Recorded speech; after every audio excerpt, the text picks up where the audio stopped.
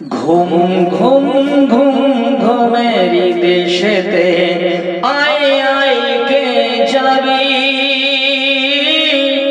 আয় আয় কে যাবি ঘুমের দেশেতে। ঘুম ঘুম ঘুম দু চোখের পাতাতে আয় আয় আয় কে যাবি ঘুমের দেশেতে, ঘুমের দেশেতে। ঘুম ঘুম দু চোখে, ঘুম ঘুম দু চোখে আয় আয় কে যাবি ঘুমের দেশে, ঘুমের দেশে আয় আয় কে যাবি। কেউ যেতে না চায় যে ওই ঘুমের দেশে, ওই ঘুমের দেশে, ওই ঘুমের দেশে। নীরব নীরব নগরে, নীরব নগরে কেউ যেতে চায় না রে।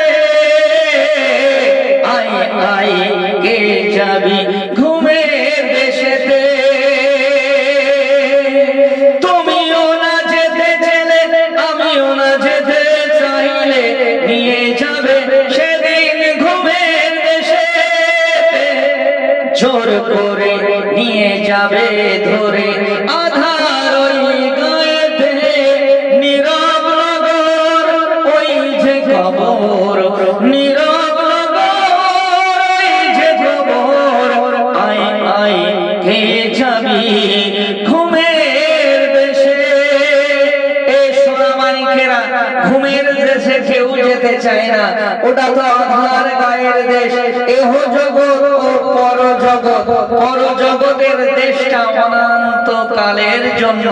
এখানে কেউ যেতে চায় না বাবা, কিন্তু জোর করে নিয়ে যাওয়া হবে। সেদিন এই জগতে রাখা হবে না।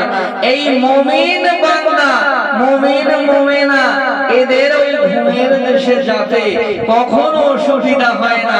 কেন, দুনিয়া থেকে কামিয়াবি হয়ে গেলে কবরের জীবন জিন্দেগি কামিয়াবি সুখময় হয়ে যাবে। সেদিন মরণের পরে বলবে, আমার জগতে আর বেশিক্ষণ রেখো না, আমার জলদি করে আমার ওই কবর গায়ে আমাকে রেখে এসো।